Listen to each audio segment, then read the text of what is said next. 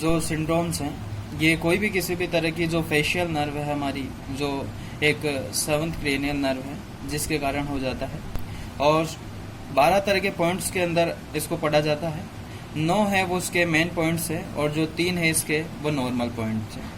सबसे पहले अपन बात करते हैं कि जो बेल्सी पाल्सी है, इसके जो मेन पॉइंट्स हैं वो क्या क्या है और नॉर्मल पॉइंट्स क्या है। अगर नॉर्मल पॉइंट्स के हिसाब से देखें तो नॉर्मल पॉइंट्स ये हैं कि जो बेल्स पाल्सी है ये इसलिए हो जाता है कि हमारी जो फेशियल नर्व है, अगर वो पैरालाइसिस हो जाता है एट स्टाइलोमेस्टोइड फोरामेंस के वहाँ से, जिसके कारण ये बेल्स पाल्सी जनरली हो जाता है। और सबसे पहला पॉइंट यही पढ़ते हैं कि अगर कोई भी किसी भी तरह के जो इंफ्रा न्यूक्लियर जो लेसन हो जाता है कोई भी किसी भी तरह की फेशियल नर्व की वजह से एट स्टाइलोमेस्टोइड फोरामेंस के पे।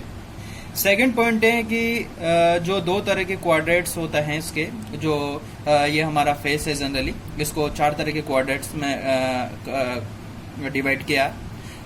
यहाँ से एक वर्टिकल लाइन पास की और इधर से एक हॉरिजॉन्टल लाइन पास की। 1 2 3 4 तरह के क्वाड्रेट्स है। तो अगर ये क्या होता है जनरली कि कोई भी किसी भी तरह का जो अपर और जो लोअर क्वाड्रेट्स हो जाता है हमारा जो फेस का एक सेम साइड, वहां पे पैरालाइसिस हो जाता है। ये जो 4 तरह के क्वाड्रेट्स हैं, इनमें से जो इस साइड वाला है जो जनरली वो अफेक्टेड है, और इस साइड वाला है ये एक नॉर्मल है। और अब अफेक्टेड साइड में अपर और जो लोअर दोनों क्वाड्रेट्स हैं वो इंक्लूड्स होते हैं जनरली। जो अफेक्टेड साइड जिस साइड में अफेक्ट करता है वहां पे मोशन नहीं हो पाता, या मोशन होता है तो बहुत कम होता है। मेन पॉइंट्स के हिसाब से देखें तो 9 तरह के जो मेन पॉइंट्स थे, जिनमें से जो पहला पॉइंट्स है कि बेल्स पाल्सी हो जाता है किसी भी तरह के पेशेंट के अंदर, जिसके कारण उसके अंदर लॉस ऑफ रिंकलिंग हो जाता है फोरहेड का। सेकंड पॉइंट है कि उसके अंदर उसकी जो आंख है वो बंद नहीं हो पाती, उसकी इनएबिलिटी हो जाती है। थर्ड पॉइंट है कि जो एक टीयर है, जो आंसू है, उसका ज्यादा फ्लो होगा और वो एक गाल तक, चिक तक फ्लो होगा। तो अगर कोई भी किसी भी तरह के एनाटोमी के अंदर एक शब्द दिया गया है, एक वर्ड्स है, जो अगर कोई भी हमारे जो एक टीयर है, जो आंसू है, अगर गाल तक आता है तो उसको एक एपीफोरा एक वर्ड दिया गया, एक शब्द दिया गया। एपीफोरा शब्द का मतलब यही होता है कि watery eyes generally. Fourth point है कि लॉस हो जाता है कोई भी किसी भी तरह के नेसोलेबियन फोर्ड्स। नेसोलेबियन फोर्ड्स हैं कि नोज और जो हमारे लिप्स हैं, इसके बीच में एक फोर्ड जनरली प्रेजेंट हो जाता है, जिसको नेसोलेबियन फोल्ड बोला जाता है, और ये नेसोलेबियन फोल्ड जनरली लॉस हो जाता है। फिफ्थ पॉइंट है कि सैगिंग हो जाता है एंगल ऑफ माउथ। मतलब सैगिंग का मतलब ही ये होता है कि डाउनवर्ड्स, और डाउनवर्ड्स हो जाता है मतलब जो अफेक्टेड साइड है, जिस साइड में, वहां पे नीचे की तरफ हो जाता है। ये जनरली हमारा लिप्स है, ये नॉर्मल साइड है तो ये एक हॉरिजॉन्टली है, और ये जो अफेक्टेड साइड है इसके अंदर क्या हुआ कि जो हमारा हाफ जो लिप्स है वो डाउनवर्ड्स नीचे की तरफ आ गया, तो इसलिए इसको एक sagging of angle of mouth बोला जाता है। उसके बाद में सिक्स्थ पॉइंट है कि ड्रॉपिंग हो जाता है सलाइवा, जो ये हमारे यहाँ से जो सलाइवा है, जो यहाँ से जो माउथ के यहाँ से वो नीचे की तरफ आ जाता है जनरली। उसके बाद में सेवंथ पॉइंट ये है कि आर्टिकुलेशन हो जाता है कोई भी किसी भी तरह का लेबियन इम्पेयर्स। जो लेबियन का मतलब ही यही होता है कि कोई भी किसी भी तरह के लिप्स, अगर जाहिर सी बात है कि ये जो लिप्स है ये नॉर्मल लिप्स है, और ये जो लिप्स है ये क्या है, एक अफेक्टेड साइड का लिप्स है, ये नीचे की तरफ आ गया, तो जाहिर सी बात है कि दोनों एक हॉरिजॉन्टल पोजीशन में ही, दोनों अगर हॉरिजॉन्टल पोजीशन में नहीं है, जिसके कारण क्या हो जाता है कि इनके बीच में एक स्पेस जनरली प्रेजेंट हो जाता है, और उस स्पेस की के अंदर कोई भी किसी भी तरह की जो एयर भरी रहती है, और जिसकी वजह से जो एयर है, 2 लिप्सों के बीच में जो एयर भरी हुई है वो लीक हो जाएगी।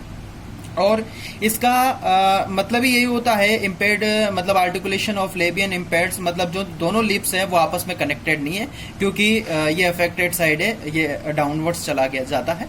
और एट्थ पॉइंट है कि जब मस्टिकुलेशन हो जाता है कोई भी किसी भी तरह के जो फूड पार्टिकल्स है, जब हम खाना खाते हैं, खाना चबाते हैं, जिसके कारण क्या हो जाता है कि जो हमारे जो टीथ है और हमारे जो चिक है, जो गाल और जो दांत हैं, इनके बीच में क्या हो जाता है कि जो फूड पार्टिकल्स हैं, जो खाना है वो एक इकट्ठा हो जाता है, अकुमुलेट्स हो जाता है। तो टीथ और जो चीक है इसके बीच में एक स्पेस जनरली प्रेजेंट हो जाता है, और उस जो स्पेस को बोला जाता है एक वेस्टिब्यूल्स स्पेस बोला जाता है। 9th जो पॉइंट है हमारा, जो लास्ट एंड फाइनल पॉइंट्स है बेल्स पाल्सी का, वो है कि इसके अंदर जो फेस है वो पुल्ड कर जाता है और हेल्थी साइड में, मतलब ये एक अफेक्टेड साइड है और ये एक हेल्थी साइड है। तो जो हमारा जो फेशियल जो असिमेट्री हो जाती है, जिसके कारण मतलब जो फेस है वो इस साइड में मतलब हेल्थी साइड में थोड़ा पुल्ड ज्यादा खिसक जाता है, जिसके कारण अपन बोलते हैं। उसके बाद में नेक्स्ट पॉइंट है एक और सिंड्रोम होता है जिसको बोला जाता है एक रेमसे हंट सिंड्रोम। इसके अंदर क्या होता है जनरली रेमसे हंट सिंड्रोम के अंदर कि कोई भी किसी भी तरह के जो जेनिकुलेट गैंग्लिया होता है वो इन्वॉल्वमेंट हो जाता है, और कोई भी किसी भी तरह के हर्प जोस्टर की वजह से जो रेगुलेट्स करता है इसके अंदर। और इन दिस सिंड्रोम्स की अगर बात की जाए रेमसे हंट सिंड्रोम के अंदर, तो इसके अंदर फॉलोइंग कंडीशंस इंक्लूड होती है। जैसे सबसे पहले हाइपर क्लोरोसिस हो जाता है पेशेंट के अंदर। सेकंड कंडीशन है कि लॉस ऑफ लेक्राइमेशंस हो जाता है, आंसू है वो नहीं आते। थर्ड पॉइंट है कि जो loss of sensation of taste, अगर किसी भी तरह का जो टेस्ट होता है वो उसका हमें फील नहीं हो पाता, वो लॉस हो जाता है। और वो कहाँ, जो एंटेरियर 2/3 है हमारी टंग की, वहां से लॉस हो जाता है एक 2/3 सेंसेशन। जबकि आगे जाके अपन पढ़ेंगे कि एंटेरियर 2/3 पे जो पोस्टेरियर 1/3 पे जो टंग के एक सेंसेशन लॉस हो जाता है वो हमारी वेगस नर्व के कारण हो जाता है। बट जबकि 2/3 अगर एंटेरियर साइड की बात की जाए तो वो हमारे फेशियल नर्व के कारण हो जाता है। नेक्स्ट पॉइंट है कि जो बेल्सी पाल्सी है इसके कारण भी हो जाता है, और इसके अंदर किसी भी तरह का कोई सेंसेशन है, वो किसी भी तरह की जो फीलिंग है वो हमें अनुभव नहीं हो पाती। नेक्स्ट पॉइंट है कि वेसिकल्स हो जाता है कोई भी किसी भी तरह का ऑरिकल्स। Thank you.